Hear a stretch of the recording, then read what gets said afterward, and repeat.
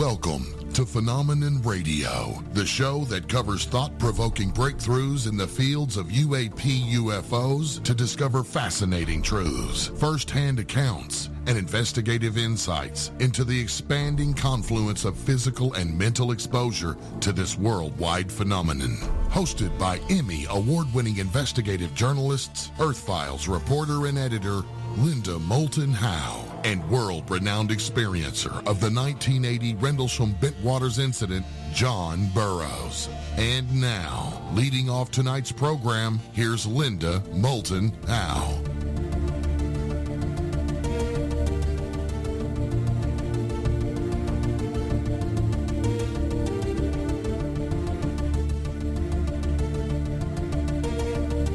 On January 2nd, 2015, I received an email from a retired U.S. Navy petty officer, first-class flight engineer, who asked me to only call him Brian.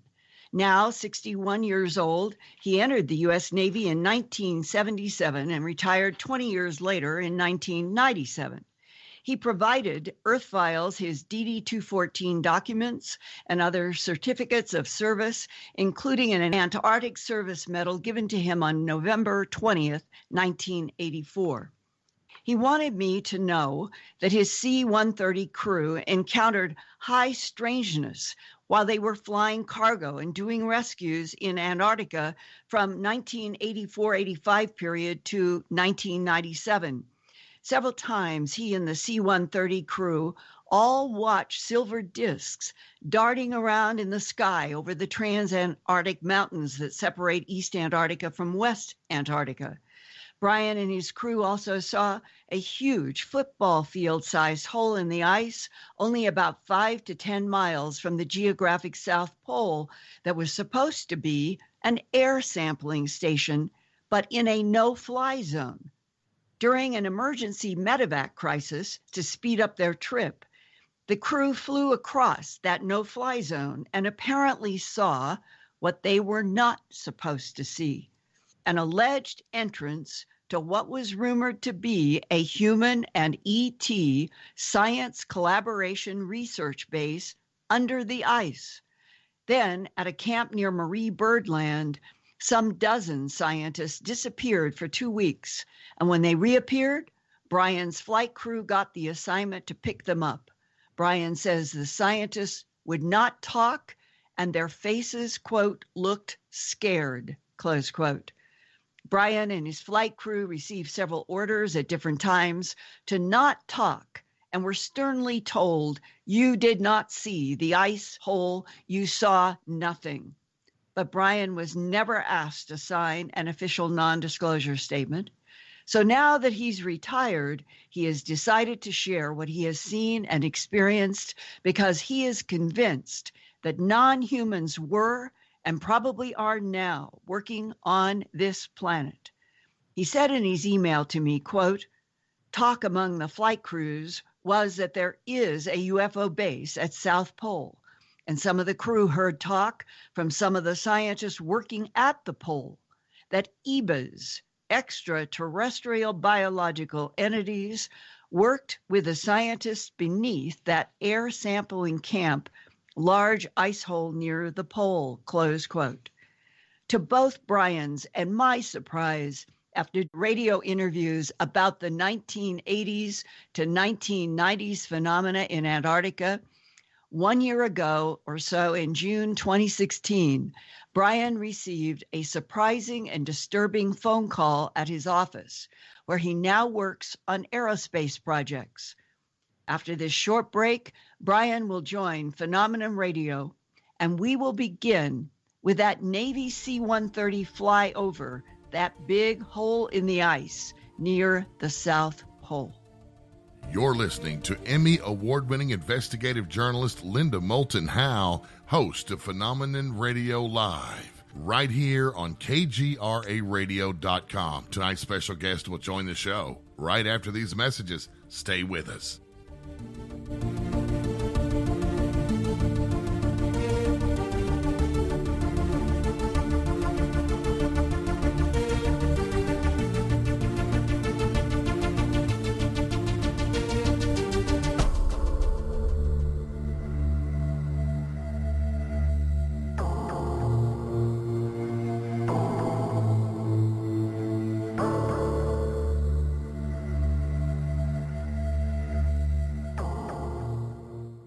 For years, the KGRA digital broadcast station has been your contact for live UFO paranormal talk radio worldwide, bringing you the top names in research and investigations 7 nights a week. Our listeners connect to the KGRA on various platforms like TalkStream Live, TuneIn, Spreaker, iTunes, iHeartRadio, and many more. Now, you can stream your favorite paranormal talk radio shows with our new fully integrated custom KGRA mobile apps for Android and iPhones. Listen to your favorite paranormal talk shows from any mobile device 24/7, free with smartphone or tablet. Utilize custom features to access news, show pages, archives, contests, events, and live interactive chat rooms. Set show notification alerts and never miss your favorite live programs. All free and available to download in Google Play or the iTunes App Store.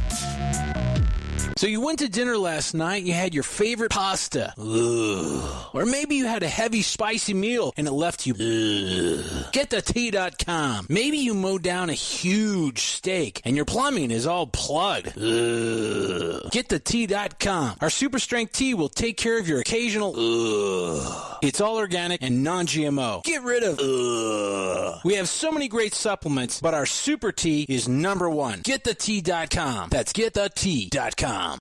Your official contact for the best alternative talk on the planet. KGRARadio.com.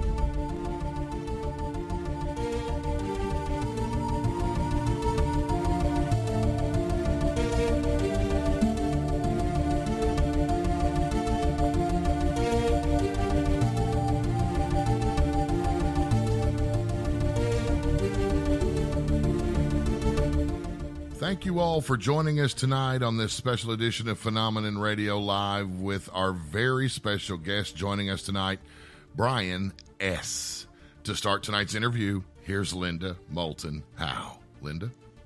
Thanks, Race. And Brian, welcome to Phenomenon Radio. I have always felt that yours is one of the most important from a military voice about an area on this planet that is so mysterious. And every month and year now, it seems that we're getting more whistleblower kind of rumors, and in some cases talking to us straightforwardly off the record, that there is some kind of an alien base in Antarctica, and that you yourself, as you wrote in that first email to me back in January of 2015, that you had 300 times you had flown with a C-130 crew over and around the South Pole. So I wondered if you could start tonight and try to explain to the general audience, what is it like to be in a C-130 crew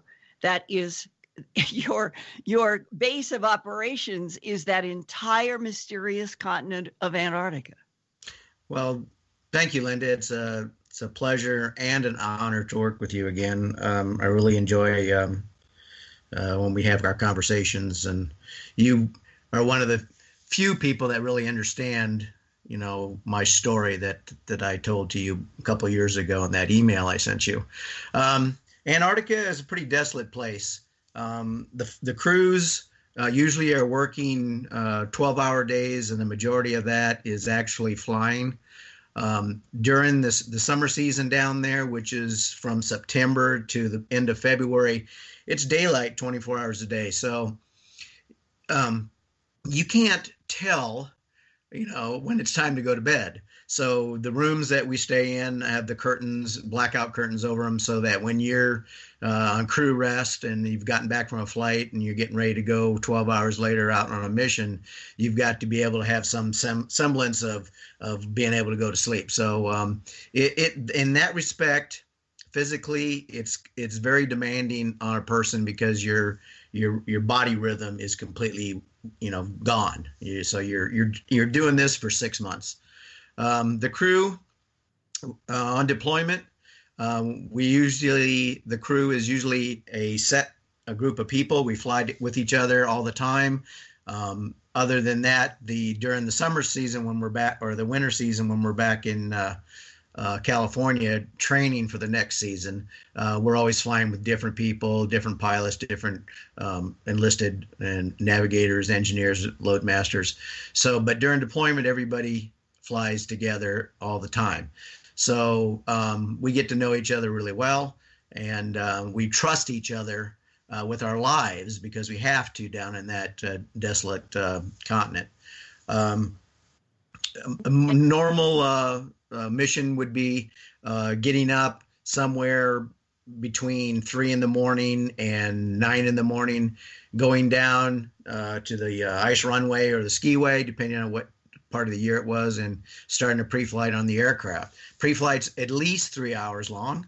So I'm down there looking at the airplane. Prior to that, I'm in maintenance control, and I'm looking at the logbook and the discrepancy book to see what's wrong with the airplane and if the airplane is safe for the crew to fly. Get the aircraft started, taxi to the fuel pits myself and my loadmaster. We get the airplane loaded with the fuel that the pilots requested. The pilots and the navigators, then they join us down later after they've been up on the hill debriefing in McMurdo. There's a building there that the squadron VXE-6 operated out of. It was a 2-story building where operations and logs and records and our personnel office and some of the other administrative duty offices was, and that building was nicknamed the Puzzle Palace because nobody knew what the heck was going on half the time, so it was like a big puzzle. Puzzle because of the missions were strange sometimes? Well, the puzzle was like we didn't know what we were going to be doing next, and you could be doing a mission one day and going to South Pole or going to a station, and the next day you could be putting a science team on the other side of the continent, or coming back and picking something up from Pole, or flying to Christchurch and picking up a bunch of cargo or scientists and bringing them back to the continent for their science missions that they do. And that would be Christchurch, New Zealand. And I'm looking at a map that you helped make for me. I'm looking down on the continent, and I am looking that McMurdo would be in the far southernmost point of West Antarctica on the Ross Sea. And that if you go all the way across the trans-Antarctic mountains that sort of divide West Antarctica from East Antarctica, East being the bigger section of the continent, that all the way across to the far eastern side is Davis Station, which was the Australian source for the medevac. And can you give some size here that if you're flying out of McMurdo all of the time from West Antarctica, how many miles would you have to be going on a medevac emergency to get to Davis Station on the East Coast? I can't tell you miles because my job was basically to take care of the airplane, make sure it was safe, and back the pilots up during flight and during emergencies. A navigator would know that as far as distance because they're the ones that are planning the route from point to point to point.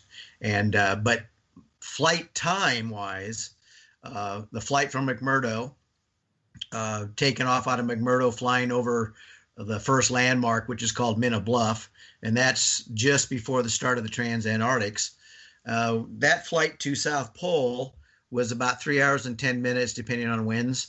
And then in order to continue on to Davis Station on the east side of the continent, we would have to refuel the aircraft. And then from there, it was another 3.5 to 4 hours that I can recall. That was the flight time, then to Davis. So it was a pretty long day just getting to Davis Station, and then on the ground there waiting for our medevac to come out. Well, I thought that it would be good to share with the audience and unfold sort of chronologically. You got assigned to Antarctica around 84 to 85, and you're in that C-130 crew. Let's start with the first high strangeness event that occurred. You're based out of McMurdo, and you get this emergency medevac call. Unfold everything that happened.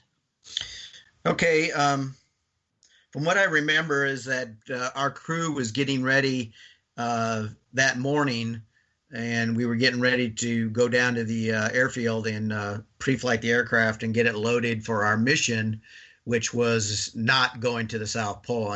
And if I remember right, our mission was just a science resupply somewhere out on the western side of the continent. So it was just a short flight, probably an hour and a half, hour, 45 minutes to that science party that had been put out prior.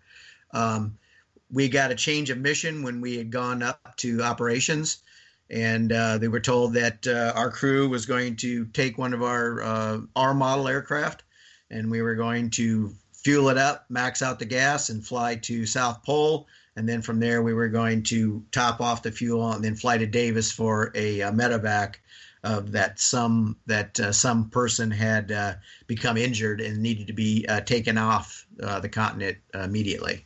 And what happened?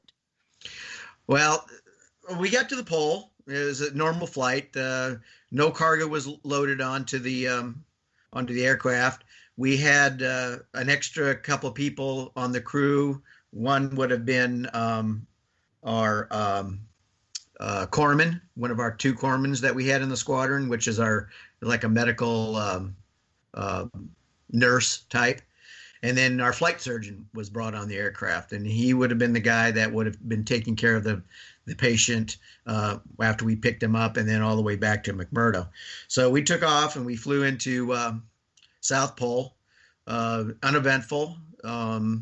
South Pole is somewhere around 11 to 12,000 feet above sea level. So you can imagine 11,000 feet of ice that South Pole sits on. So we maxed out our aircraft with fuel, which would have maxed us out on our gross weight for takeoff on skis, because any place other than McMurdo, we had to use our skis instead of landing on wheels or taking off on wheels, which would have been the early part of the season. When on the permanent ice runway, we can use wheeled operations, and that can increase our maximum load. Other than skis, though, that reduces our load considerably because of the weight restrictions on the skis. Anyways, we got to pole, loaded up, and while I was gassing up the aircraft, taking fuel on from South Pole, our navigator was plotting his course from South Pole over to Davis. Well, unbeknownst to me, that I did not know that we were going to be deviating until we were actually deviating. So we took off, got airborne, and the pilot was asking our navigator, okay, so where are we going to be going now? Because we're not going to be, going where we thought we were going to be going. And so we were directed to fly a certain course, which happened to be going right over an air sampling station, which was approximately 5 to 10 miles further on from the South Pole. Now, this area, we as a squadron didn't normally transit. Brian, just for a second. Yeah. You have maps, and if I recall, when we talked, it was the captain asked the crew or the navigator, "What is this no-fly zone? If we can go through that no-fly zone, we're going to be able to save time on this medevac issue."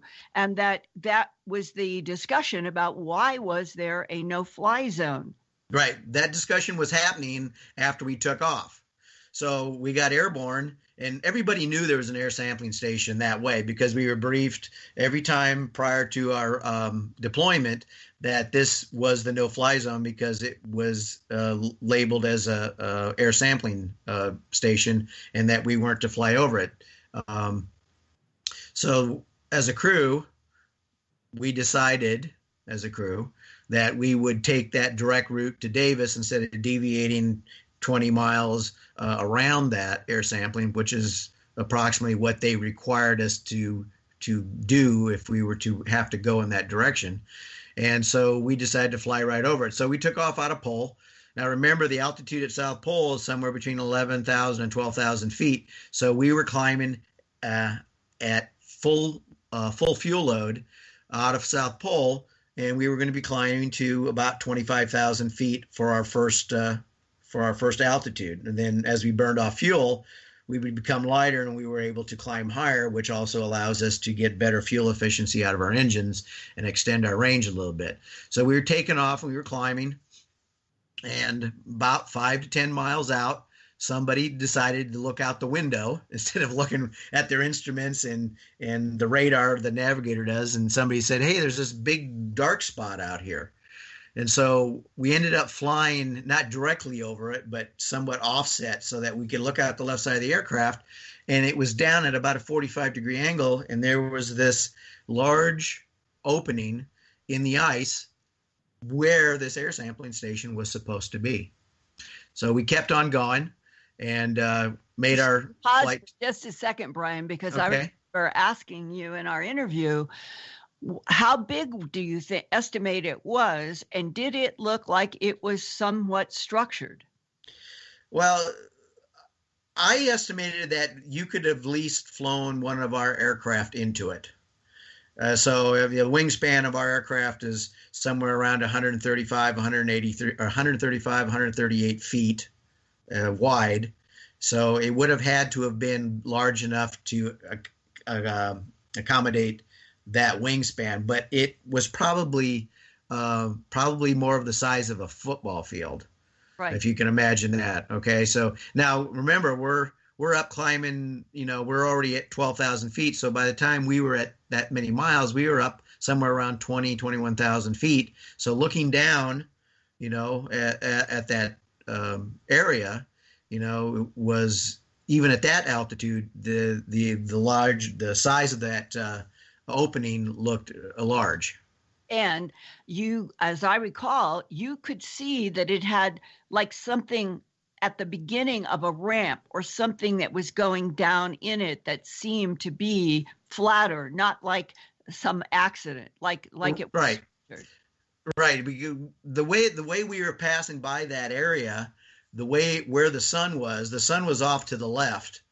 And so when it was shining down, the opening was kind of more or less, I don't know how to put this, in an angle, so that it would be, if you were to try and fly into it, you would have to come back and go back west into it. So the sun would shine on the top of it, and it would cast a shadow, and then you could see more of an upward grade coming up onto the plateau there. So it looked like it was descending down in, so like a ramp.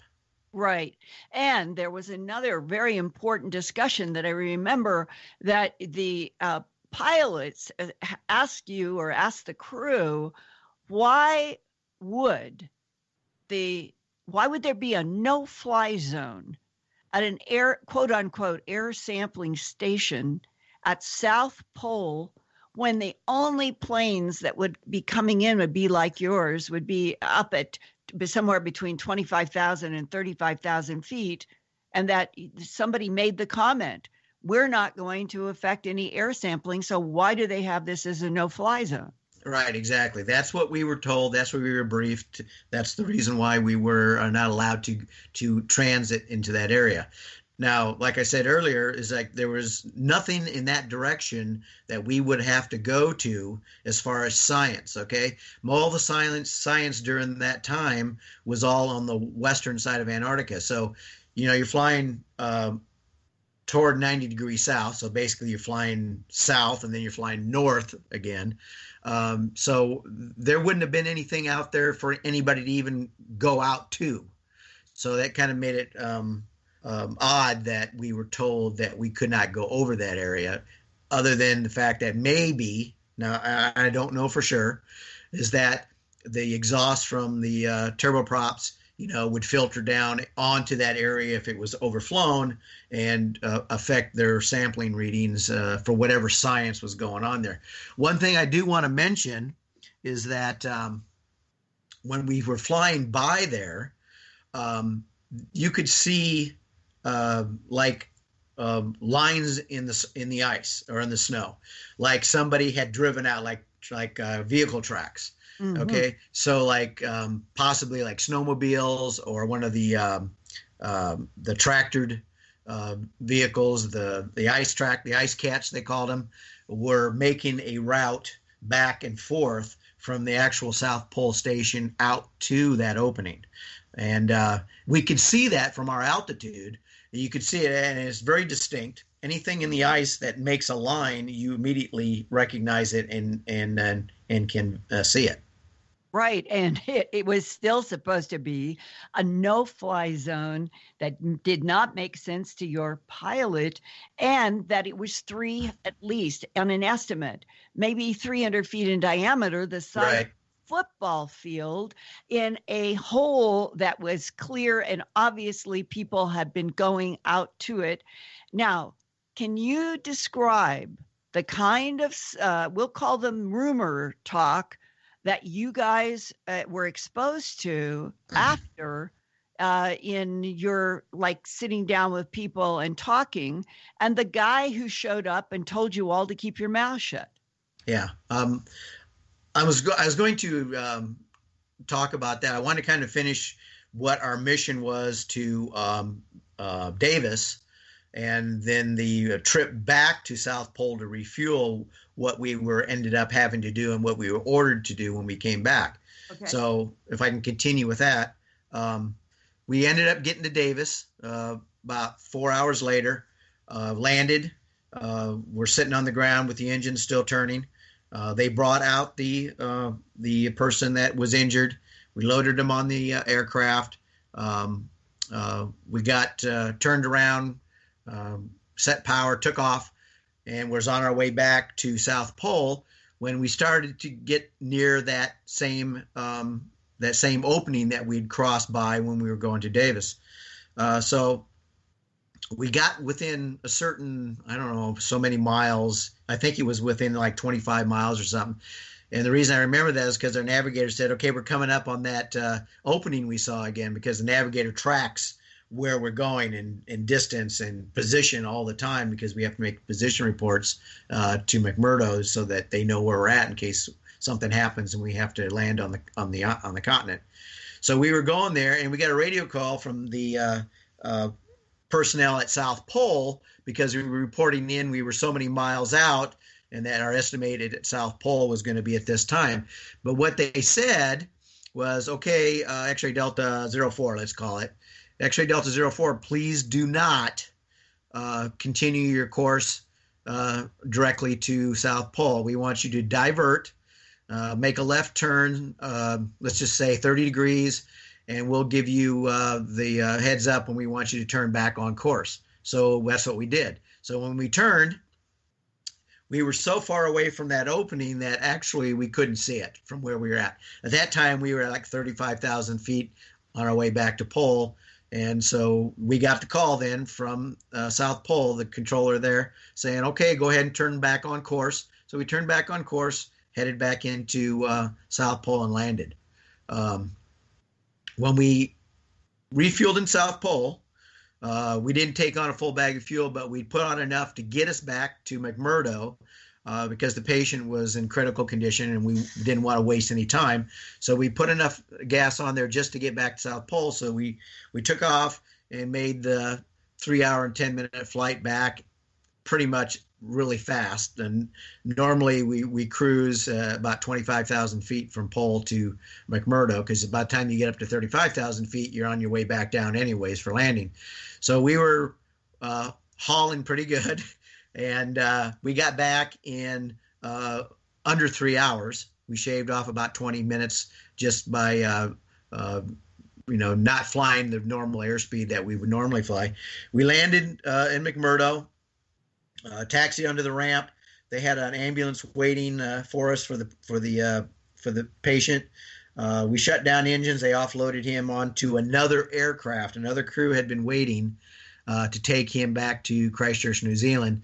So they offloaded him. Then we put the airplane to bed. My job as the engineer was to post-flight the aircraft and make sure that it was okay to fly, or if anything was wrong with it, I had to write up the discrepancies and give it to our managed control people so that they could fix the aircraft for the next mission, for the next crew.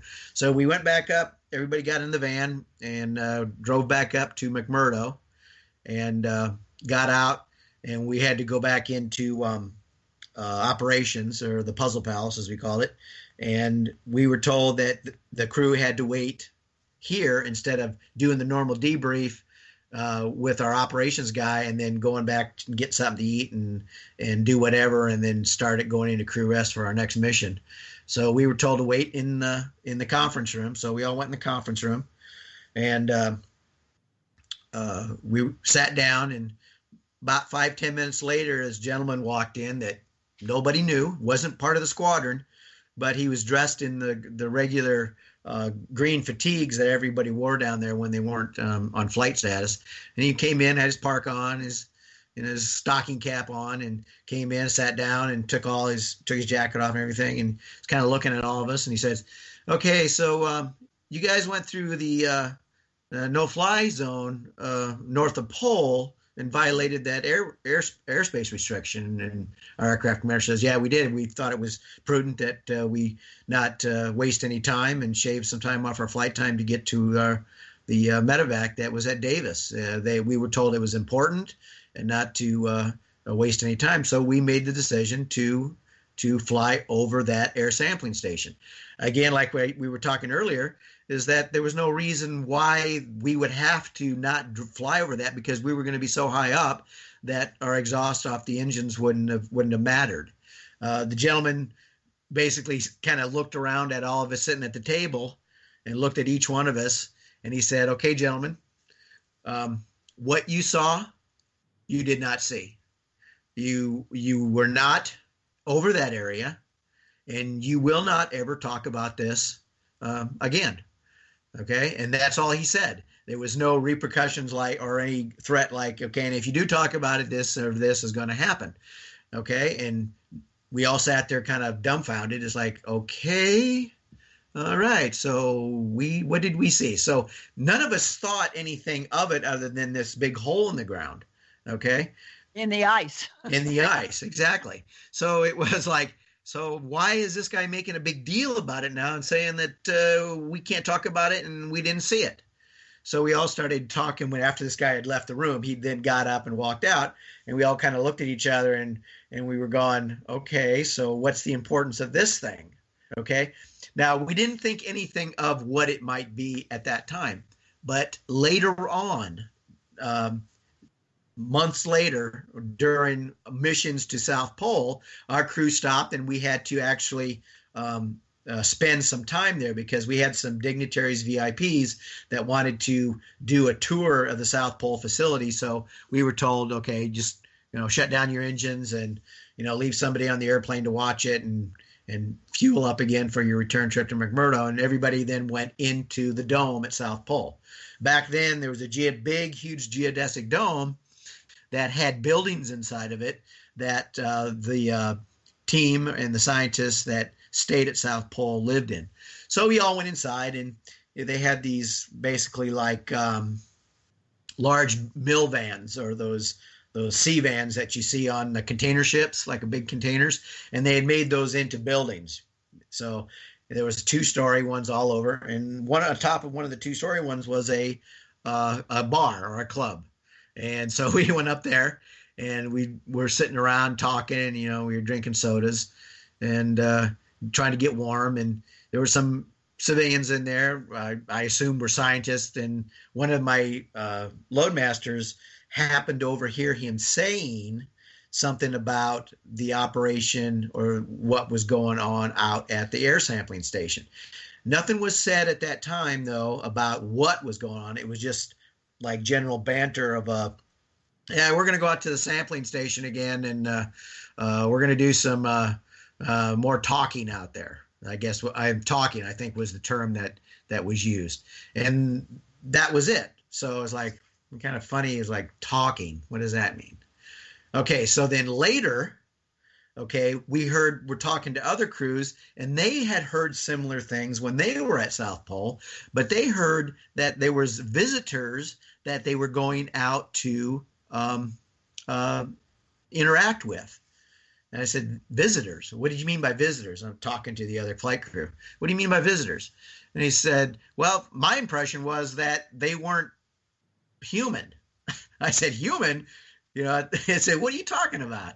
He says, it seemed to me they were talking about like an extraterrestrial or an alien, because they didn't refer to them as a person. It was a visitor.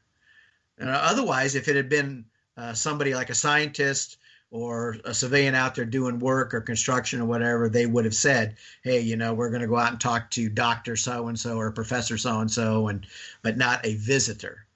So later on, when we were back in McMurdo on a future trip back, there was another crew that was talking about that. So it was kind of like we were kind of getting together and comparing notes about what was going on at South Pole, because nobody knew. So that's where the rumors came about, and the talk about there being some type of extraterrestrial and human cooperation with something going on at that large hole in the ice. Now, can you unfold what may be a link exactly to that hole with the strange story of the disappearing scientists? Because it seems like there's a possibility that there might be a link, or that where they were taken at Marie Byrd Land, which is in the far southwest, versus the pole, that we may be discovering through the experiences that you guys had as a C-130 crew. We may be getting insights that there may be a bunch of underground places from Marie Byrd Land to pole to who knows how far in Antarctica. And that's what makes this story so fascinating about what happened with you, your crew, and the National Science Foundation scientists. Yeah, the scientists event, because our crew, let me give you a little back history on this. Flight crews are assigned certain science parties, okay, because of when we have to go out and drop off a team of scientists for them to do their science.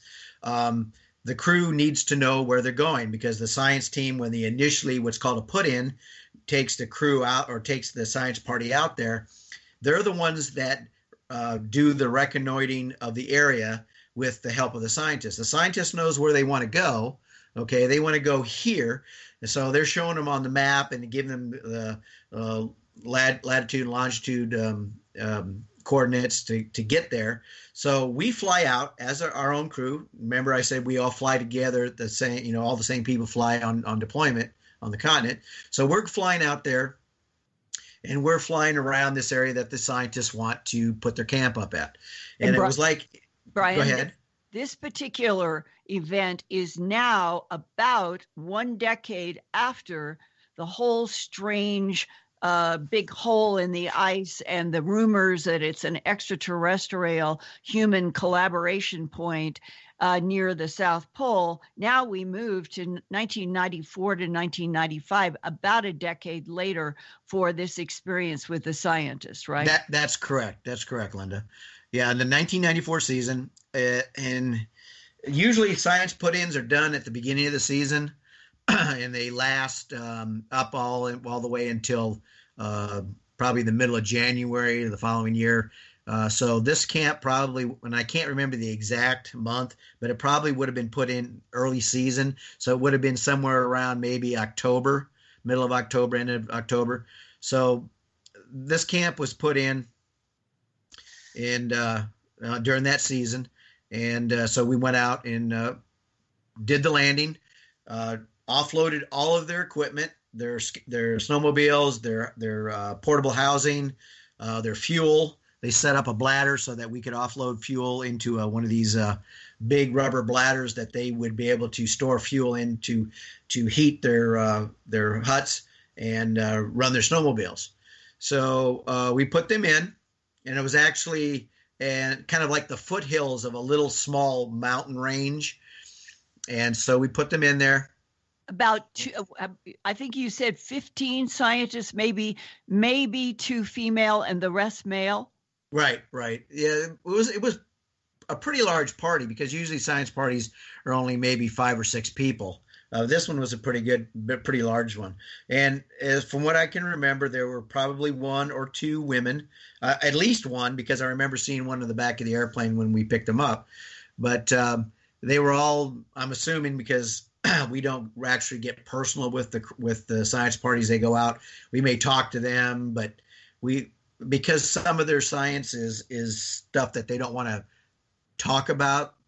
They don't want known until they're back in the United States, and they've got their papers written up of what their project was.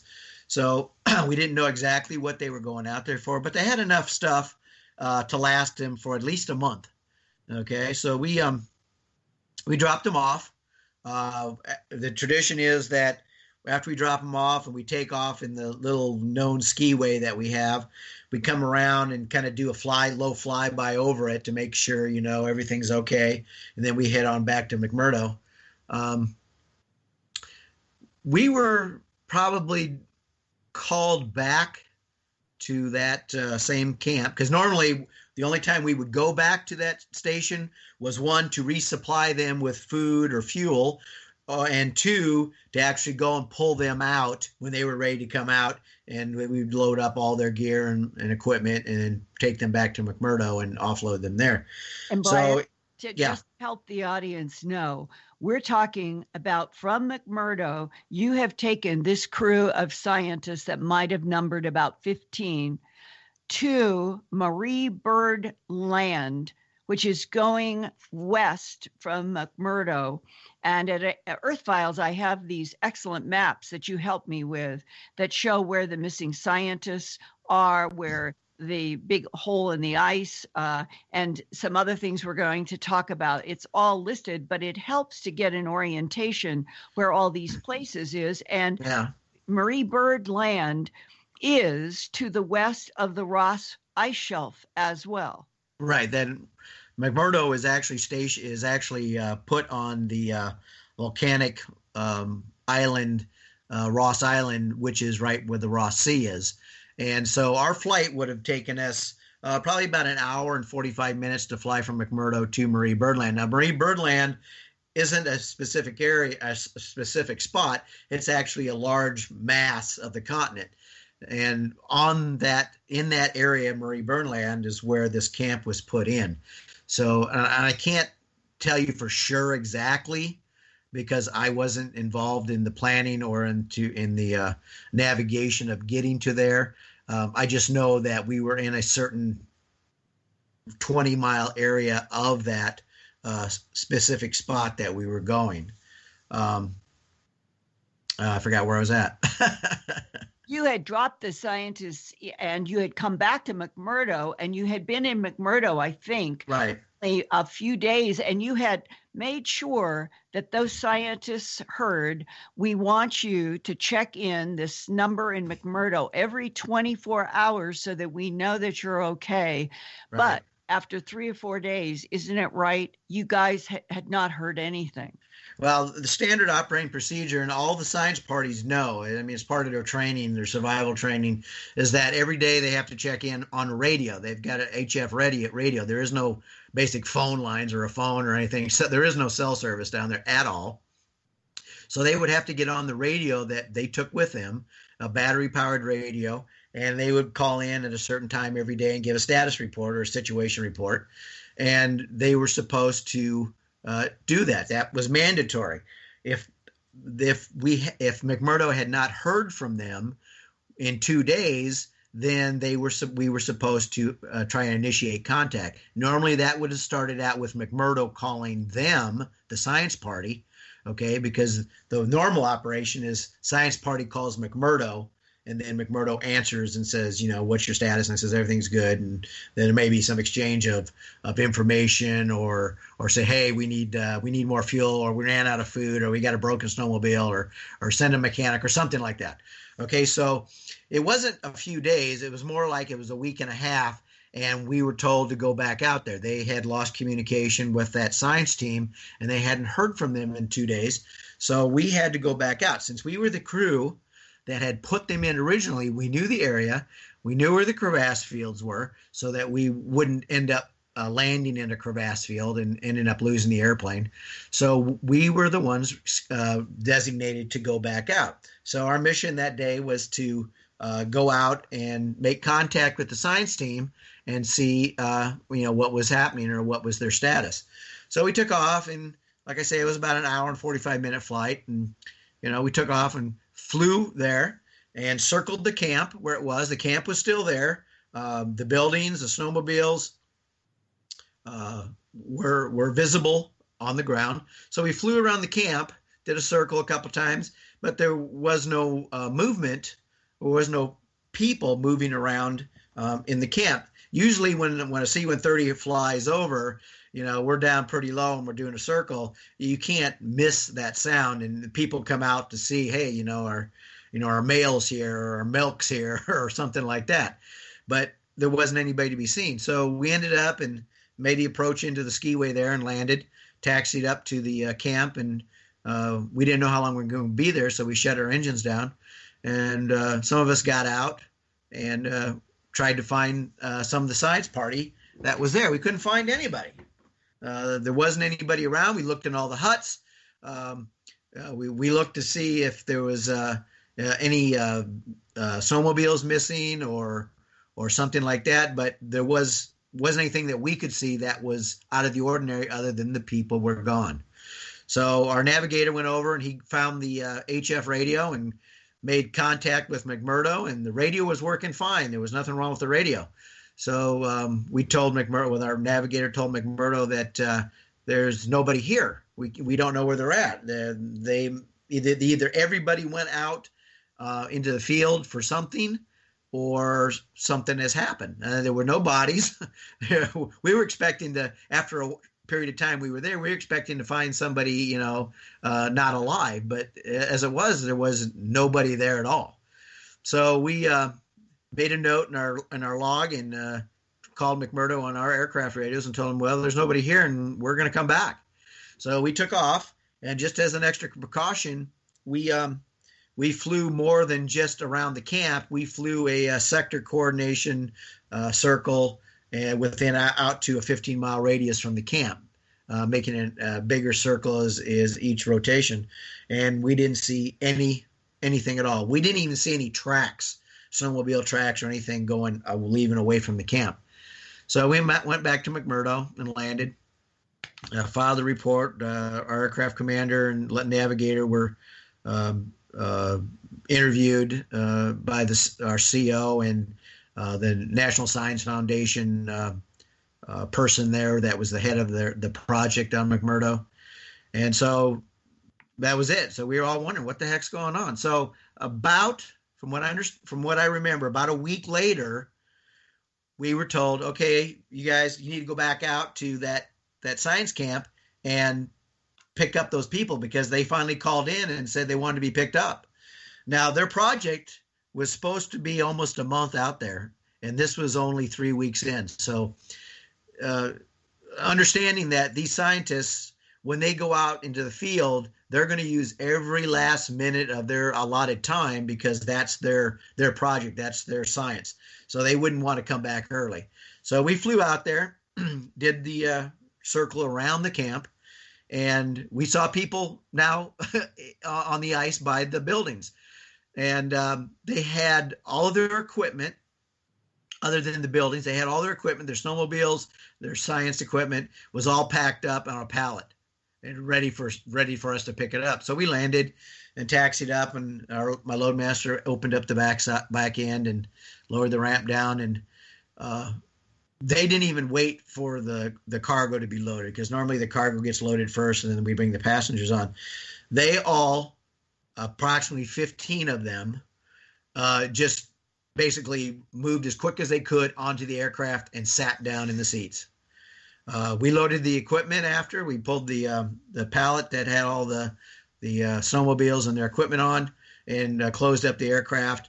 And at that point, Brian, you and the crew were so baffled because not one of those scientists that had been missing would talk to any of you, right? Right. Yeah, that's what I was going to talk about.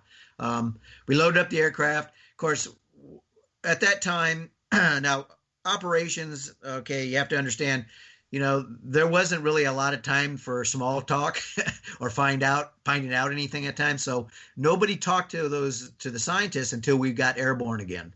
So we got airborne and we're on our way back to McMurdo, and that's when my loadmaster pressed his intercom and said, "Hey, engineer, can you come back here for a minute?" I said, "Yeah, I'll be right back." So I got out of my seat and went back there, and he said, my loadmaster looked at me and he said, "None of these people will talk to me. I mean, I've been offering them food and coffee, and they're either looking down at the floor at their feet, or they're looking at me and they've got this frightened look on their face." I said, "Really? Okay." So I said, "I'll talk to them." So I went back, and one of the guys, he was kind of looking at me, he was watching me walk back in there, and he was, basically keeping his eyes on me. So I went up to him and I said, "Hey, you okay?" And he didn't say anything. He just looked at me, and his eyes were like wide as they could be. And I says, "So where were you guys at? I mean, you guys were gone, and we went over and tried to find you, and you guys weren't there." And I said, "What happened?" And he wouldn't say anything. None of them would say a single word to us. I mean, my loadmaster, on the way back, I went back up to my seat and got strapped in, and my loadmaster continued to try and find out, talking to different people, trying to find out what went on, and none of them would say anything, but they all had that frightened look on their face. So we landed back in McMurdo. The pallet got offloaded, and now that I've been thinking about this for a while, the pallet got offloaded, and as you remember, I said they were the first ones on. They were in a hurry to get on the aircraft. But when we got back to McMurdo, they weren't in a hurry to get off the airplane. In fact, I actually had, well, not me, but my loadmaster actually had to get them up and going and say, go over, your ride's over there, and kind of shuffle them out of the airplane because they weren't going on their own, which was weird. I didn't mention that before because I hadn't remembered that part of it. What do you think was happening? What do you think was happening to them at that point? I think they were in some kind of shock. Maybe like a post-traumatic stress syndrome or something like that, PTSD. I mean, it was something I had never seen before. And something had scared those people to the point that they were, almost scared of, frightened to the point of not moving. Yeah. But I know they wanted to get off of that place really quick. And now explain what happened to the scientists and the gear. It's separate tracks. Right. The cargo got taken off, and the Air New Zealand Army was in charge of the cargo movement on the ice. So they took it over up into McMurdo, and it was put in a separate building all by itself. And it was quarantined. No one was allowed to go in there. And it was to stay there until it was put on another airplane back to Christchurch, New Zealand. The scientists. This is all the gear that was there at Marie Byrd Land at the time of the scientists going missing. Right. All of their stuff that we brought back out of that camp was quarantined in a building. Now, in this building, there wasn't anything else. It wasn't shared with anything. It was an empty, basically Quonset hut type storage building, and it was the only thing in there. It was locked. Nobody was allowed to go in there. We were told, don't go near that stuff. And we said, why? And it's like, we were just told it's quarantined. Don't go near it. Now, the scientists were not taken back to McMurdo. There was another one of our aircraft waiting for them to take them immediately and directly back to Christchurch, New Zealand. So we didn't hear anything about what happened to them other than we knew the airplane made it back, because that crew in that airplane then turned around and flew back onto the continent and landed at the airfield in McMurdo. The equipment that had been quarantined, all that equipment was there a week. And then it was taken down to the airfield. It was put on an aircraft, and one of our aircraft, and it was the only cargo on that aircraft. Now, also, because of the way logistics is on the continent, you don't take an empty airplane or just one thing on an airplane and go somewhere with it. You load that thing up to its maximum capacity so that you can maximize your fuel use and your time with your crews and your airplane. But that was the only thing on one of our aircraft. It was a special mission, special flight back to Christchurch, and it was offloaded at Christchurch International Airport, taken over to one of the cargo hangars there at the airport, and that was the last we heard of it. We never found out what happened to the scientists. We never found out what happened to their equipment. It's just that it was all taken back, and that was it. We never heard from them again. And handled so strangely. And then, didn't you have some more people in suits show up to talk with you guys? And you also had more discussions with people in rumors about this. Right. When we got back to McMurdo from picking them up at their camp in Marie Bernland, we were debriefed again, like 10 years before. And we were told this was a different crew. I was on a different crew at this time than the one that we were debriefed with the operation of the medevac and the observing of the opening in the ice at South Pole. So we were taken in same room in the operations building, and we were sat down, and this time 2 guys showed up. They were not dressed in fatigues. They were dressed in what I would consider like a suit type apparel. The only thing that was different was that they didn't have the regular suit type shoes but they were wearing some type of cold weather boot on. And so we were told the same thing. Okay, you guys are not going to say anything about this incident, that you didn't find that those scientists at Marie Bernland when you went to pick them up, and that nothing was going to be said about it. Okay. Again, we weren't asked to sign anything like the first time, and so no non-disclosure. There is a really important follow-up that has happened recently to you and me because of the discussions about these disappearing scientists, that after this break, we will get into that and the silver discs that you guys saw over the trans-Antarctic mountains. Thanks, okay. Brian.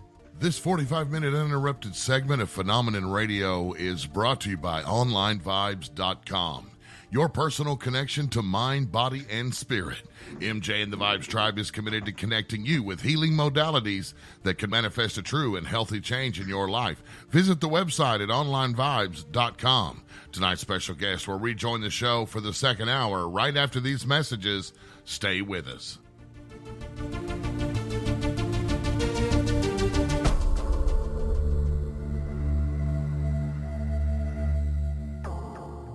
You're listening to the KGRA Digital Broadcasting Station, Salt Lake City, Utah, Van Buren, Arkansas. Hi, this is Matt Ray for My Pillow. Look, I'd forgotten what a good night's sleep was like. Then I got a hold of My Pillow. I used to wake up with neck and shoulder pain. I thought it was the new normal. But after one night of using My Pillow, my neck and shoulder pain is gone, and I'm sleeping comfortably through the night. My Pillow's patented interlocking fill conforms to your personal sleep needs.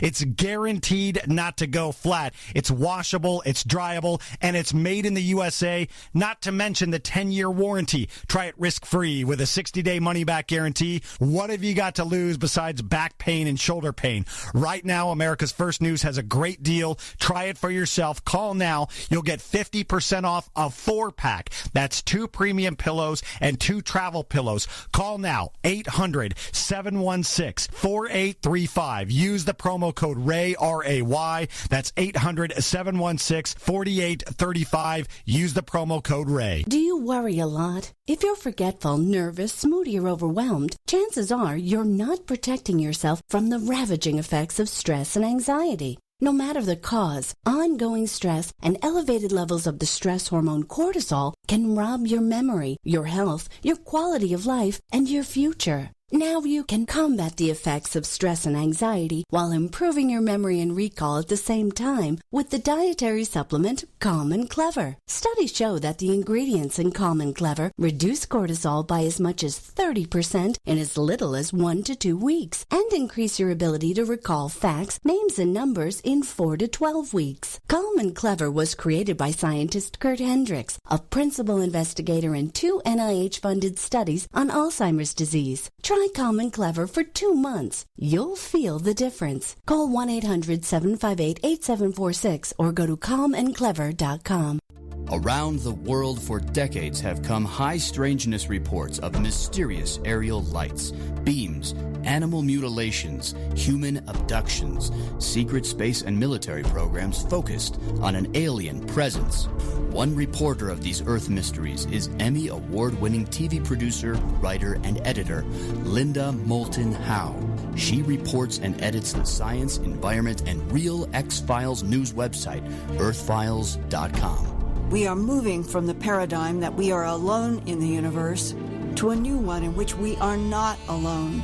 And something out there is interacting with us, our animals and plant life, forcing glimpses of other realities upon us. Linda has produced 4 large books about these phenomena with hundreds of color images and illustrations that reviewers such as New York Times best-selling author Jim Marrs describes as an amazing accumulation of evidence. All her books, An Alien Harvest, the 2-volume Glimpses of Other Realities, and Mysterious Lights and Crop Circles, along with documentaries, are available in the shop at earthfiles.com. Not on my watch, our military service members say, as they volunteer to serve, as they move out, stand firm, and take fire.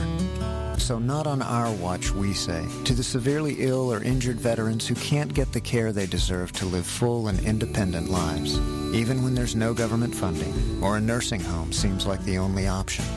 We won't leave one warrior behind. Not on our watch. Join us at findwwp.org. Your contact for current news and trending topics. KGRAradio.com.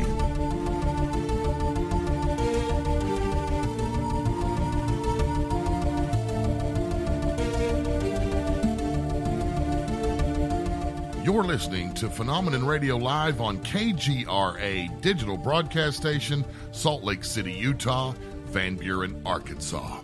Before we begin hour 2 of tonight's amazing interview with Brian S., right here on Phenomenon Radio Live, it's time for the news. Brought to you by Earthfiles.com. Here's Linda Moulton Howe. Linda? Thank you, Race. Recently, in the week of October 14th to 20th of this year, the 19th World Festival of Youth and Students from many different countries met in Moscow and Sochi, Russia. The goal was to urge young people all over the world to network as friends instead of to divide as enemies. On the closing day, Russian leader Vladimir Putin warned in a public speech that was put out on television that humanity is, quote, playing God with genetic code. One may imagine that a man can create a man, an android, not only theoretically, but also practically, he said, close quote. Putin told the students that scientists are now can create a genius mathematician, a brilliant musician, and, quote, can create a soldier that can fight without fear, compassion, regret, or pain. What I have just described, said Putin, might be worse than a nuclear bomb. And humanity could enter, and most likely will in the near future, a very difficult and very responsible period of its existence, close quote. Putin said he sees a future in which scientists will develop genetically modified troops and announced that he wants to see stronger international regulations on AI technology before artificial cyborg armies are activated around the world that are stronger, faster, and more lethal than any human being. Earlier in 2017, Russia did unveil a prototype for a new exoskeleton armor designed to make Russian troops stronger. The all-black garb has built-in advanced technology that will allow troops to lift heavier equipment and march longer distances before getting tired. The new exoskeleton armor is also described as bulletproof and was developed by the Russian state-owned Central Research Institute for Precision Machine Building. Now, Putin's warning about an AI existential threat is the same warning that Elon Musk, the owner and CEO of Tesla and SpaceX, has repeated over and over in 2017. At the final session of the National Governors Association meeting in July, Musk told a group of 30 governors that the development of robots, androids, and cyborgs with artificial intelligence is, quote, a fundamental risk to the existence of human civilization. I think on the artificial intelligence front, I have exposure to the most cutting edge of AI, and I think people should be really concerned about it. I keep sounding the alarm bell, but until people see robots going down the street killing people, they don't know how to react. But once there is awareness, people will be extremely afraid, as they should be. Robots will be able to do anything. This is really like the scariest problem to me. Close quote, Elon Musk. This is Linda Moulton Howe. Please stay tuned to Earthfiles news updates on KGRA Radio and visit every day my science, environment, and Real X-Files news website, earthfiles.com, for more on breaking stories about our universe, this solar system, and the planet we live on. And that's the news, brought to you by earthfiles.com.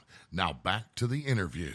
Linda? We left off before the break. I remember when we first did an interview, you were describing how really seriously weird it was to see men in suits and ties at McMurdo. Can you take us now into that room again and describe them, and if you can, to remember some of the words that they specifically said? Yeah,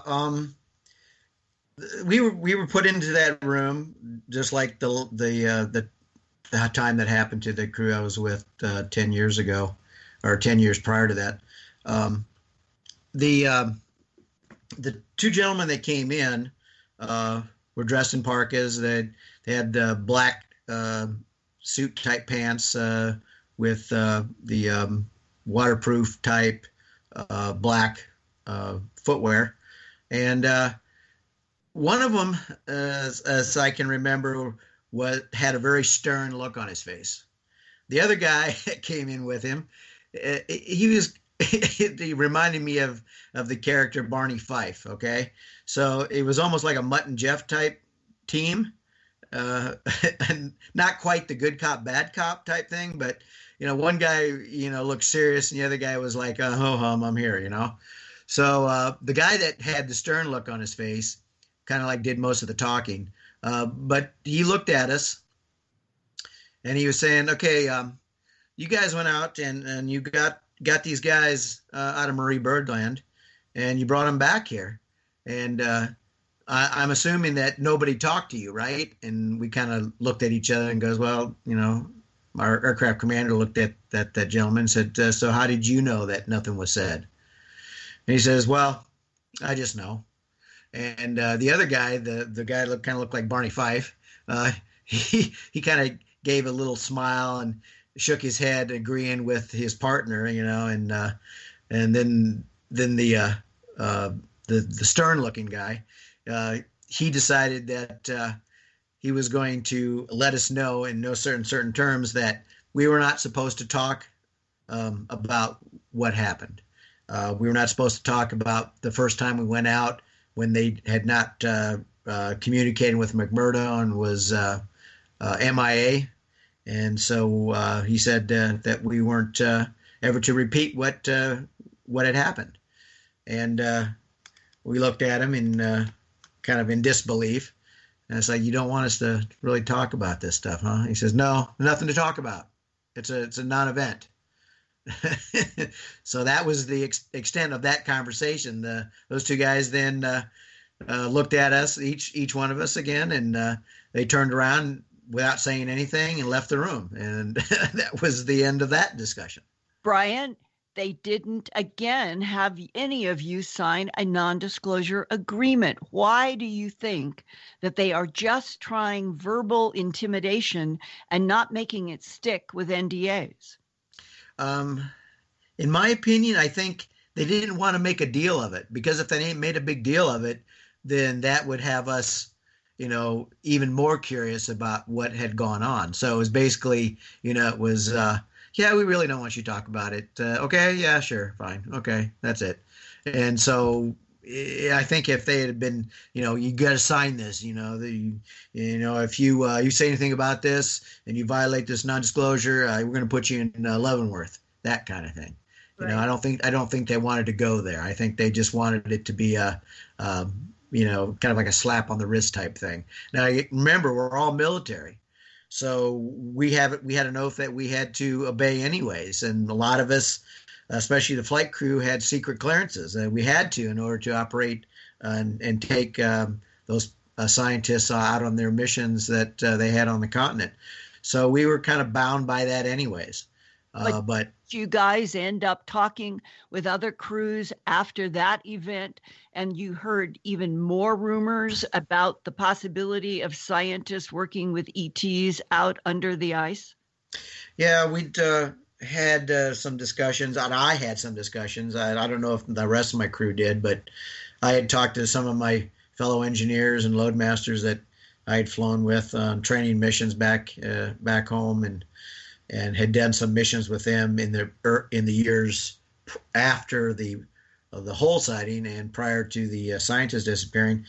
And we're all friends and kind of in confidence. We told each other things, and the other guys would tell me that they had some kind of suspicion that there was something going on at Pole. And when I was discussing the lost scientists, one of my guys, one of my friends told me that, he kind of got that impression too, because they had brought a science team back, not from Marie Birdland, but from another area of the continent on the western side of Antarctica. He said they had brought back some people, and the equipment that they had taken out there was left, which is unusual because that stuff is expensive, and all that stuff comes back to McMurdo, and it gets shipped back on a freighter back to the United States. I mean, they don't leave anything out there, but all their stuff was left, which I thought was kind of unusual. And I asked him, he says, well, why did they leave all their stuff out there? And he says, they didn't say. They just said, let's get on the plane and we're going back. It was kind of like one of those hurry up. He didn't mention about anything, though, about whether anybody looked frightened or had an experience or anything. But his party that he brought back, they unusually left all the equipment out on the continent. And was there also a rumor that the equipment that had been quarantined by the group that you guys brought back, that it went to someplace like Wright-Patterson in the United States? That I don't have any definite info on. At that time, I had some friends that were that I knew that were back in the United States that were in the military, and one of them was somebody that worked with the Naval Investigation Service, and he had mentioned to me when I got back, because I told him about this. Now this was a couple of years later. Okay, this wasn't immediately after the occurrence with this missing scientist. He had said that he had heard about what had happened, the missing scientist, and that some of that stuff that came back off the continent that the scientists had for their equipment was shipped off to a base in Ohio. So. Yeah, that's what I thought. And the base in Ohio that has received exotic equipment for how many years? At least 70 since 47. That would be Wright-Patterson. Yeah. So, he didn't say Wright-Patterson, but he said Ohio. So the assumption would be that what had to have been Wright-Patterson. If they took stuff back that was on the continent to not the original place that the equipment came out of, that would kind of trigger a response where it's like, oh, well, that must have been Wright-Pat, Yeah. The only base I know it's in Ohio. And you and I know that there is even modern day significance to what happened around those missing scientists. And let's hold it off for a little bit more, because I think it would be important in our evolution of the phenomena that you guys kept seeing, that over the trans-Antarctic mountain, which runs almost like a divider between the east and the west of Antarctica. It is so interesting to me that it was over that bone, if you want to say that spine through that continent, that repeatedly you and your C-130 crew would see silver glinting craft. Can you now take us into the first and second and third, this combination of all these things that you kept seeing, and the fact that they wouldn't go over the Beardsmore Glacier as if there was territorial agreement of something? So start with that very first trip when you all were seeing all of this. Okay, now remember when the missing scientist was during the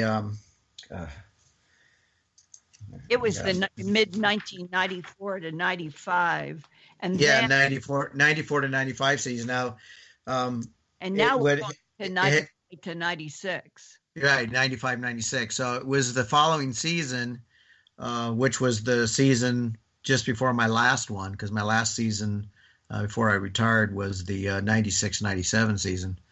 That season, again, flying with the same crew, because we were on the continent and doing missions, so we all flew together all the time.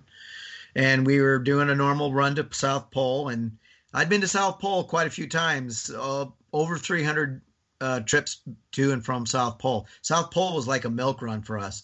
It was take cargo and fuel to South Pole, take scientists, bring scientists back from South Pole, bring cargo back from South Pole. We even had aircraft that we called the garbage truck run, because that's all we did is we took food and supplies to Pole and brought back garbage. So that was kind of like the highlight of our missions was, hey, we got the garbage run today. Yoo-hoo, that means no passengers. So talking cargo, we called them. Yeah, and in those 300 trips to Pole, in that first email you sent me, you said, as a flight engineer, that you had flown more than 4,000 hours there. Right, 4,000 flight hours in the C-130 in my career. Quite a bit. I mean, when we're flying missions every day, minimum mission there is 6 hours. A lot of them were 8 and 10 hours, because you would have to fly distance out to a camp from McMurdo, and you would have to offload their cargo. And sometimes you were doing two runs to the same camp in one day. So your days were like 12 hours, and a lot of that was the flight time. So you chalk up a lot of flight time when you're in a C-130. Now, when you're flying from Christchurch to McMurdo or McMurdo to Christchurch, that's at least a 6.5-hour flight, and can be up to 9-hour flight one way because of wind. So, being an engineer, you can really rack up the flight time. And in my career as an engineer on 130s, it was at 4,000 hours, a little over 4,000 hours of accumulated flight time. And so on that, we get to 95 to 96, and you all are doing some of these runs, and talk about what happened over the trans-Antarctic mountain. Yeah, one of the trips, I kind of got off on a tangent with that other stuff. One of the trips that we're going from McMurdo to Pole was just a regular, what we called a milk run. And we were taking people and cargo up there and fuel. And so normal route was to take off from McMurdo, fly over Minna Bluff, which is one of the landmarks that we knew we were on course, and then fly to the east side of the Trans-Antarctic Mountains, which happened to be actually almost over the entire length of the Beardmore Glacier, because the Beardmore Glacier runs alongside the Trans-Antarctic Mountain Range. The Transantarctic mountain range ends probably about 150, 200 miles short of the South Pole. So you get up on the pole, the plateau up there at South Pole, then there's no mountains whatsoever. We were coming up past the Transantarctics. We were just east of that mountain range, and we're probably around 25,000 feet or so altitude. And one of the loadmasters in the back, he was looking out the window, and he's like looking down the Transantarctics, and seeing what he could see, and he saw some glimpses of light, reflections of something. And he called me and said, hey, Ange, come back here and look at this. So I got on my seat and went back there and looking out the window, and I said, what are you looking at? And he says, look at that down there. And he says, see those little flashes? And I started looking around. No, I don't see anything. And he says, oh, no, over here. Go over to the left a little bit. See on the top by the mountain peaks? And I'm looking. I says, oh, yeah, I see them now. And I told him, I says, what do you think those are? And he says, I don't know. And all of a sudden, there was a group of maybe 4 or 5 of these glints. And they were right over the top of the Transantarctics. And you could see them reflecting the light. And I got to look at them a little bit closer and a little bit closer. And they started becoming bigger, which to me was an indication that they were climbing in altitude. But they still stayed over the Transantarctics. And I'm looking at them, and it's like, that looks like discs, and I kind of jokingly said, flying saucers. And he looked at me and he kind of smiled and he goes, well, that's what I thought too, but I wasn't going to say anything because I thought maybe you'd think I was nuts or something. I says, no, that's what it looks like. And then the formation of the discs, the lead one, the one in the front, would make a dash toward this other mountain peak. And then the other ones would all follow, and they would all stop next to the lead disc. And then they would dart off in another direction. One would go, and then the other ones would follow. And then, surprisingly enough, one of them took off that was in the back of the group, wasn't the leader. He took off in one direction, and 2 of the discs went with him, and the others went the opposite direction and the entire time over the Transantarctics. And it was kind of unusual because at no time did they ever approach our aircraft, or did they ever venture over the Beardmore Glacier? And that duration for that sighting, which is the first one, I would say was probably about 10 minutes. They were kind of pacing us, going with us, but they were staying over the Transantarctics.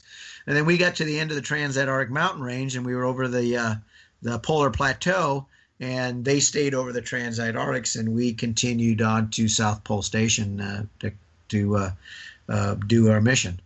So go ahead. And this happened more than once, and each time you all wondered, why is it that whatever these silver discs are, they can do 90-degree turns, stop, and that aren't coming up to you, but they never went over the Beardsmore Glacier.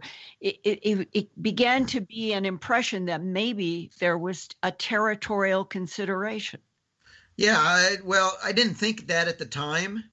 I would have thought if, they had seen our aircraft that maybe they would have been curious or whatever, and they would have come up and joined us in formation or something like that. But now getting back to this mission to Pole, we did our mission to Pole and was coming back. We were at about the same spot on the Transantarctics, and I saw those discs down around the peaks again. And they were, like you say, they were doing 90-degree turns, and they were coming to a stop, and they were doing follow the leader type formations, and they basically were pacing us again, but we were going south back toward McMurdo, and they were there. I mean, it was a bright sunny day, very reflective craft, wherever they were flying down there, disc shaped, and that was the first time that we had seen them during one of our missions on the ice. And did you ever end up talking with any of those people during when you were hanging out or having food about those specific silver discs? I was remembering that somebody else had told you that they had seen them too. Yeah, there was one other engineer who had an experience. I'm not going to mention his name. I haven't seen him since I was in the squadron with him, but he had said that his crew had an experience similar to that on their way to the pole, and that they had seen something flying down and around there. Now, he didn't expound on what exactly, how many, or what he saw, but he said he saw a craft maneuvering around the tops of the Transantarctics on their way to South Pole. Now, everybody has to understand that on that continent, the only flying aircraft were the aircraft that were operated by the United States Navy in Antarctic Development Squadron, 6th Squadron, and that no other aircraft were down there.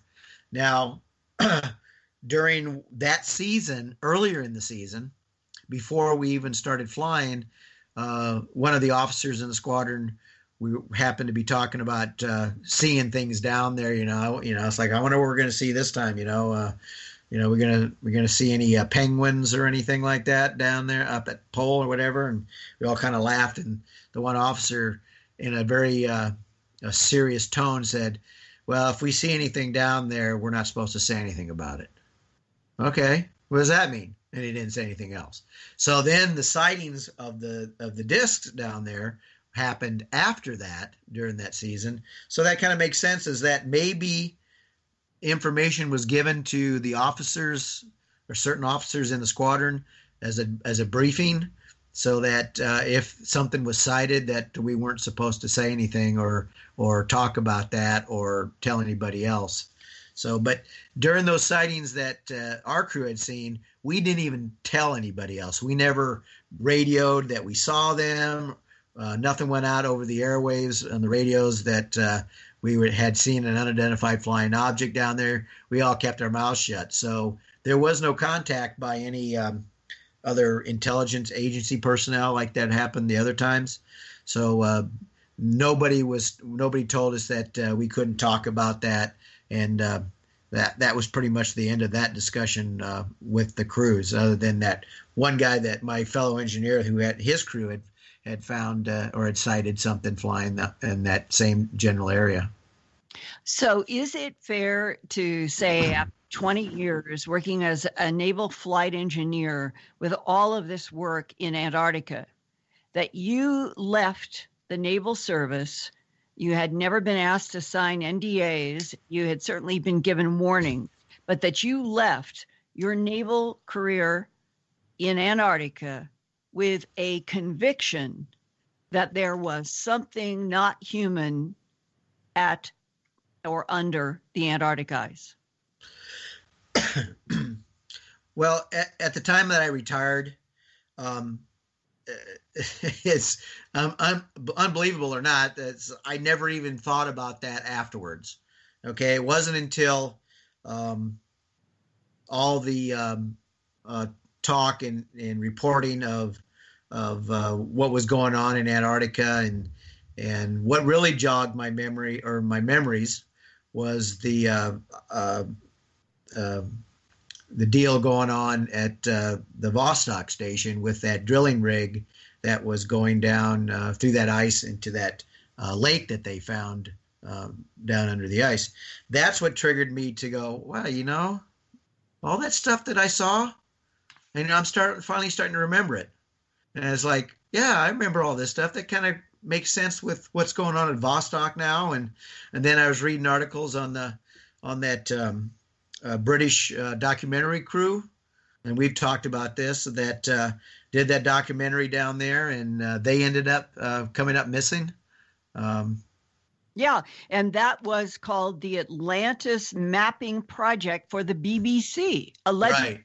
This was a crew that was working on this British documentary, and it was a newspaper article that appeared in around 2002. It was April 13th, 2002, and it was entitled "U.S. Denies, in quotes, Spectacular Ruins in Antarctica Captured on Video."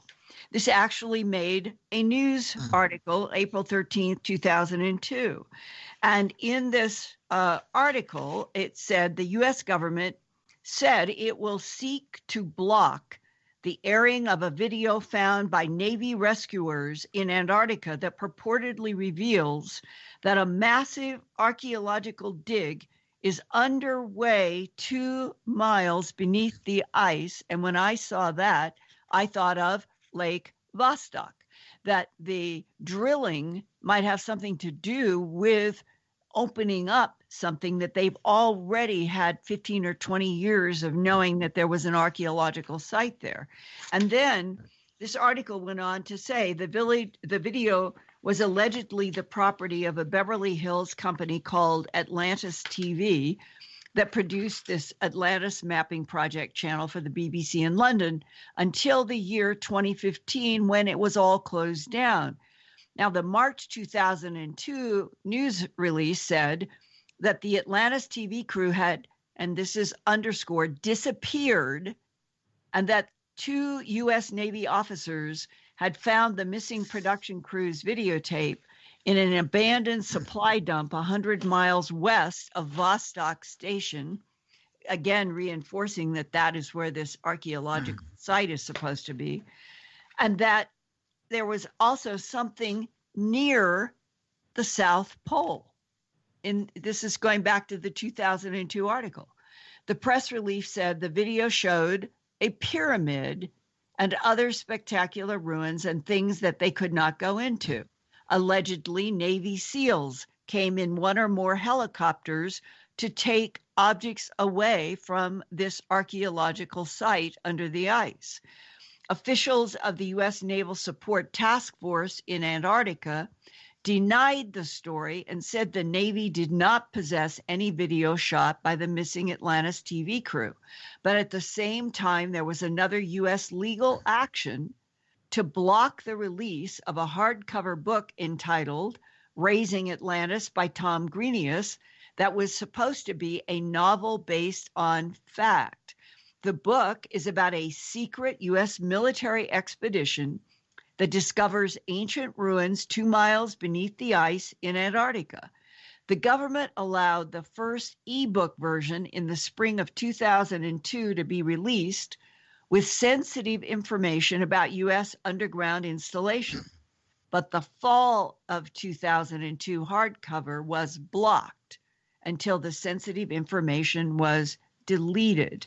Now, could there be a link, Brian, between that big ice hole that you guys flew over on trying to do that medevac to Davis back in the 85-ish time period, and the missing National Science Foundation scientist a decade later, and this 2002 Atlantis mapping project?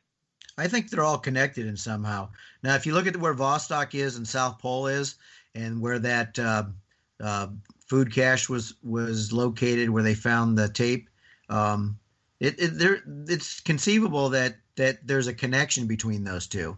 Okay, my conviction, which you asked me earlier, if I thought that this was a very possible thing with an extraterrestrial civilization under the ice at South Pole, I absolutely believe that. Things that I've experienced, kind of all make connections. My time down there, what I experienced, the scientists missing in Marie Birdland. I actually, and I had mentioned this to you a couple weeks ago, that I actually had been to Vostok Station. We took an aircraft in there. I actually got to see the drilling rig, go inside the building and look at that. But this was long before all this news came out of there about them finding that lake buried underneath all that ice. When I was there, they were just drilling ice core samples. They weren't doing anything. They weren't looking for anything at that time. And I actually got to see some of the ice core samples they had stored in one of the buildings there.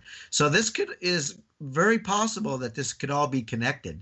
The things that the reported that are being found down there, buildings like you were talking about, ancient ruins and artifacts that are being pulled out of there and hidden or put in government facilities, for study from what's reported. So yes, I'm very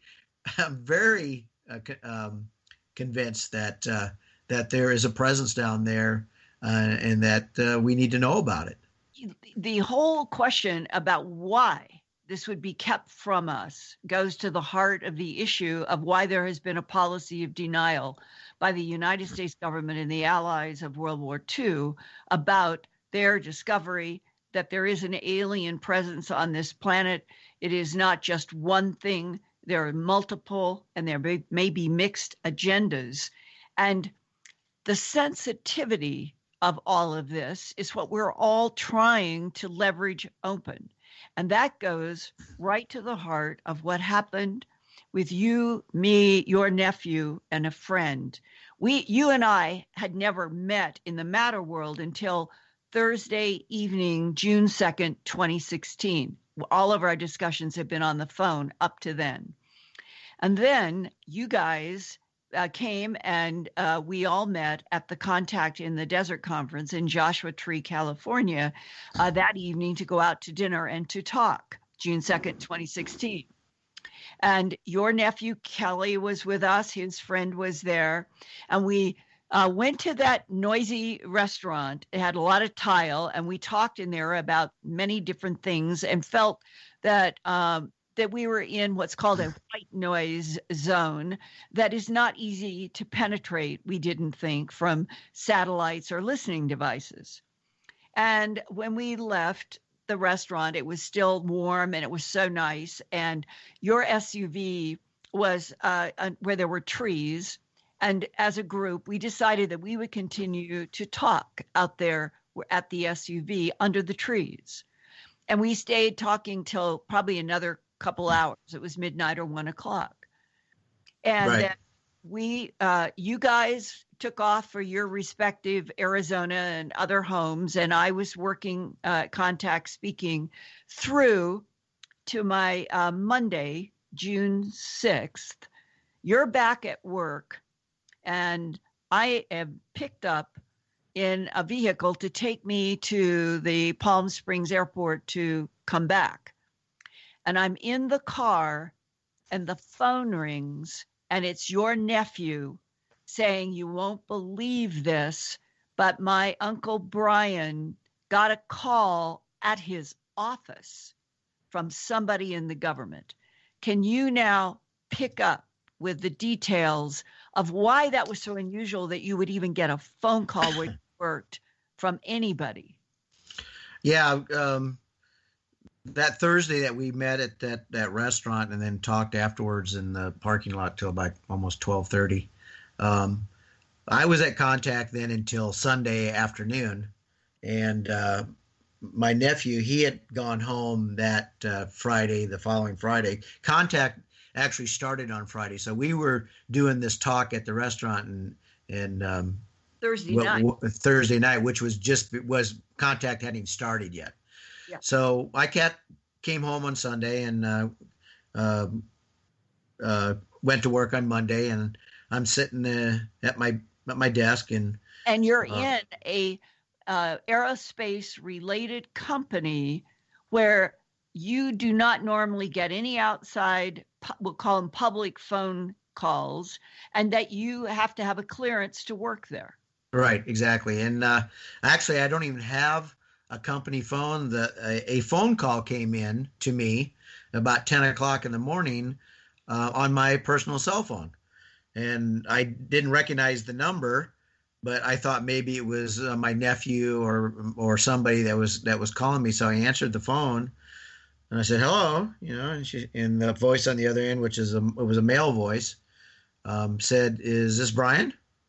I says, "Yeah, this is Brian. Who am I talking to?" He says, "Well, there's some people that are kind of upset that you've been talking about certain things, and they would rather you not discuss any of that stuff that you were talking about." I says, "I don't understand. Well, what are you talking about?" "Well, we know that you and your nephew and Linda Moulton Howe were having a dinner on Thursday, this last Thursday at during the Contact in the Desert conference, and that you were out in the parking lot until about 12:30 talking." I says, "Well, there was not anybody else around. How did you know that occurred?" And the voice on the other end said, "Well, what we do is what we do, and we pretty much know everything that goes on. I said, really? Yeah. And they said, the people that I'm associated with really don't want you talking anymore about the missing scientists that you had encountered years back. I said, well, how do you know about that?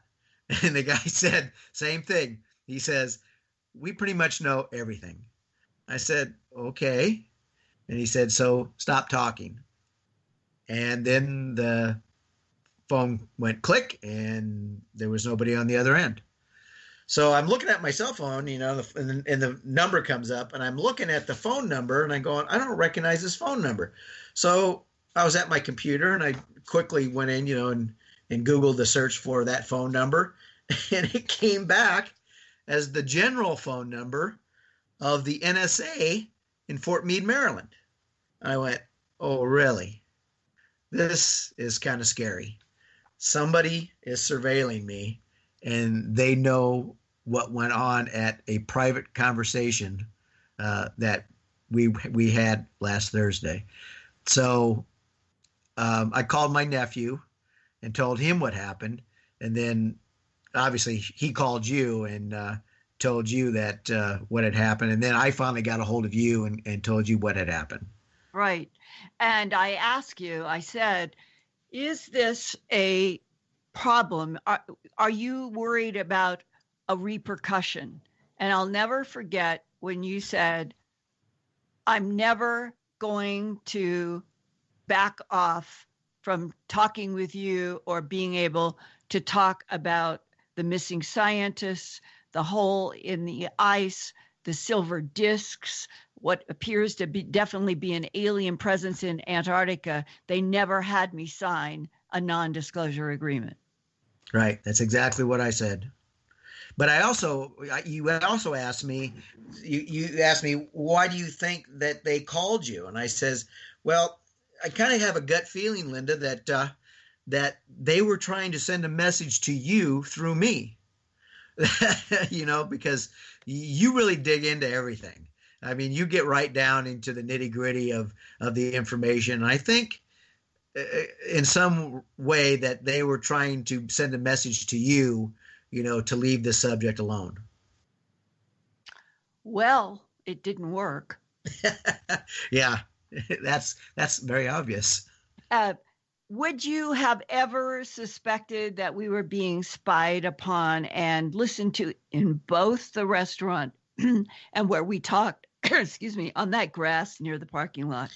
No, I don't even know how it was possible unless they had.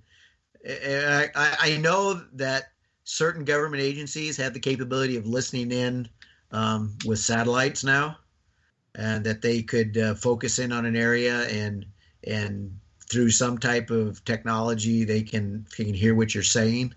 So it's a possibility that is what occurred, but they may have had something. They may have had surveillance in the area, knowing that you were going to be there and other people during the contact in the desert. And the restaurant we were eating at wasn't too far away from Joshua Tree, the actual venue. So it's possible that could have happened.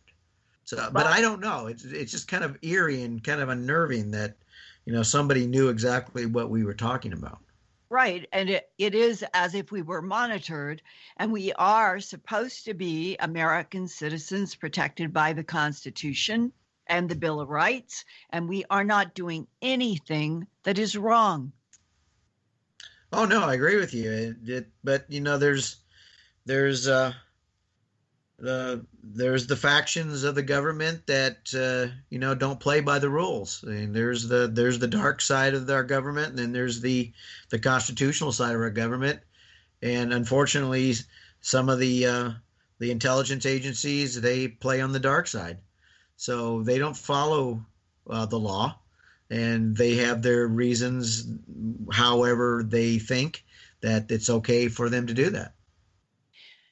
What is your own perspective now in November of 2017 about what Antarctica might be in terms of proof of alien artifacts, an alien presence that is still there, And the whole question of why the United States government, with the allies of World War II that encountered this during World War II, the Nazis and Hitler were talking about and implying that they had advanced technologies in Piano Mundi that were related to some collaboration with a star system and non-humans, and related to Hitler's wanting to put tall, blonde, blue-eyed people all over the planet. What is your perspective on the whole last 70 years of so much suppression, so many policies of denial and lies, and what seems to be happening now? Well, in my opinion, I think this all started back when Admiral Byrd had his task force go down there and try and find out what was going on with the Nazis after World War II. Little America was put in there. That was the first American station that was put on the continent, and that was on the western side of the Antarctic continent.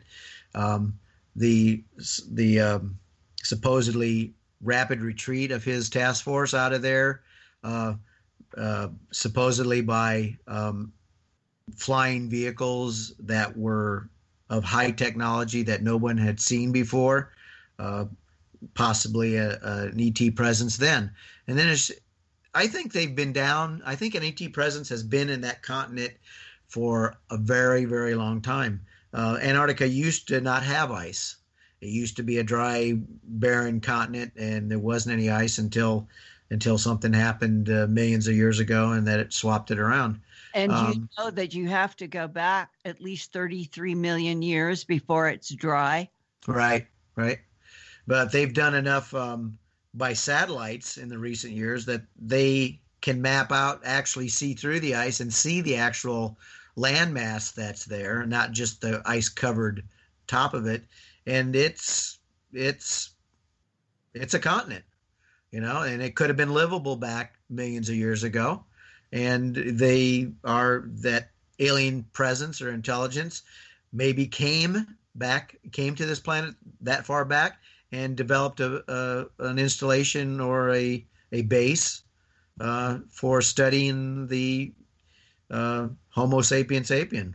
Or harvesting from the planet, like an ongoing, we'll say, a trade route that takes stuff from this planet. And it's been doing that for a very long time. And it would explain you and Corey Good and others are not the only people who have had information about very long tunnel-like structures. Probably deep ice penetrating radar has seen them. That there are structures. And if there are structures, it's possible that they are inhabited now and that it isn't something from the past. They've been able to use and evolve with whatever the climate has changed on the planet. And that makes this intriguing question. This feels like such a revolutionary time. We all are waiting impatiently for the headlines. We're not alone in this universe. The remote viewers have said for years the universe is teeming with life. Some are allies and some not. But that to keep moving through the 21st century without being told the truth about what the true history of our planet is and what the relationship is to other intelligences out there that use this planet while humans are kept in the dark, it just isn't fair. It isn't right. We should know what the governments of this planet know. Right. I totally agree with you. It's, this started back, some of it started back during the Roswell incident. I think the powers to be at that time, the government, the military thought that the U.S. Citizens, the people of this planet, couldn't handle the idea of another life form other than the human life form, and that it would disrupt the status quo as far as religion goes. I think that started then, that they kept it quiet to protect the American people, and I think it just was perpetuated all these years just to keep it quiet and set up that disinformation network so that people that like me and and other people have seen things they don't want to let it out. They don't want the information out. So I think if I can touch on this real quick, the trip that Secretary Kerry and Buzz Aldrin did in Antarctica this last year, right, with their visit, where Kerry was taken. He was taken out onto the continent. It wasn't just in McMurdo. And what Buzz Aldrin had said after he was taken off the pole because he had become ill, about that he'd seen the face of evil. Right. That kind of solidifies some things that I've been thinking about, is that this presence that is possibly down there and that has shown proof that it's down there may not be a presence that we want to come in contact with, if what Buzz Aldrin was saying, that it's an evil presence. Mm-hmm. And what would contain it, or what would be our ally, or is it encapsulated, or does it serve its purposes and agenda for none of us to know? Those are questions that if we all knew the true answers, we might start becoming stronger, standing in our own feet, because in ignorance, there is weakness. Yes, I totally agree with you. What do you think about what Buzz Aldrin, he did that tweet, "I've seen the face of evil," and then within 24 hours, somebody tried to cover it up with this was just a joke tweet, but the first tweet was from Buzz Aldrin, and that's what it said, and it made news. That's that disinformation method again. It's the truth. What came out, he brought it out. I totally believe what he said. It's possible that when he was at the South Pole, that he was taken out to the installation that's out under the ice, that large hole that I saw back in the 80s. Maybe he made contact with those entities, and maybe that's part of the issue, that's why he became ill and had those health issues. And I don't think that Buzz Aldrin would have said something like that just as a joke. I don't, yeah. He was the second man to set foot on the moon. He's a professional. He was an aviator, an astronaut, and he just wouldn't make that. And so somebody else was trying to do the disinformation and cover up what he said. I would personally like to meet Buzz Aldrin and talk to him about that and share my experiences that I've had down there, Right. I doubt that will ever happen. So if he's listening to this radio program, we would love to talk with Buzz Aldrin, and we would do it confidentially if necessary. And it also goes to the heart of why it is that a whole team of some 15 scientists would be so traumatized that when they had been missing for nearly 2 weeks and the C-130 comes to pick them up, that there was absolutely no reaction whatsoever to you and the crew. Right. Back to what Buzz says, maybe they saw the face of evil. And and that's what they had, that experience that would just terrify anybody. Well, we don't know for sure, but I do feel strongly that when you talk with somebody like Lynn Buchanan, who worked for the Defense Intelligence Agency at Fort Meade, next to the shiny NSA building in the late 1980s, and was on Phenomenon Radio a year and a half ago, talking about when he remote viewed in some kind of a tasking that was involved with other life, and said the universe is teeming with life, and some of it is friendly and some of it is not friendly. And that if we all on this planet could know the real truth about who the players are, what the agendas are, what is positive, what is negative, what is our true history, where are things headed, why is Elon Musk headed for Mars and keeps saying that he's going to take off in 2020, does it have something to do with getting humans on that planet while we are trying to figure out what's going on in Antarctica, in our own planet? It is a time when truth and facts should be owed us. And I hope by doing a program like this with you, being able to see through your eyes and mind the experience of a C-130 crew in Antarctica with all of this high strangeness, and that what we're getting, hopefully, too, is opening up the truth that we're not alone in this universe, we never have been, and that it is high time in the 21st century that we are all told exactly what is known about the history of this planet that will affect the future that is going to unfold. Brian, thank you so much for being with us on Phenomena Radio. Well, I hope I was able to clarify some things, and I hope that the listeners actually understand more about what's going on down there and what's possibly going to come out of there. And how important it is to be able to share this. Thank you so much. Grace, take it away. All right, everyone. Next week on Phenomenon Radio, guess what? John Burroughs comes back. John will be joining Linda to discuss an in-depth interview with former Air Force OSI officer Richard Doty about Rendlesham and the 150 government files he says he's seen on the case. For John Burroughs, for Linda Moulton Howe, for our very special guest, Brian S., I am Race Hobbs, thanking all of you for listening. Thank everyone, especially in the chat room tonight. The classroom was really rolling with lots of good conversation and photographs being posted. The discussion was amazing. Stay tuned for 3 hours of Jimmy Church and Fade to Black Live right here on the station that is your very best contact for paranormal radio topics on the internet.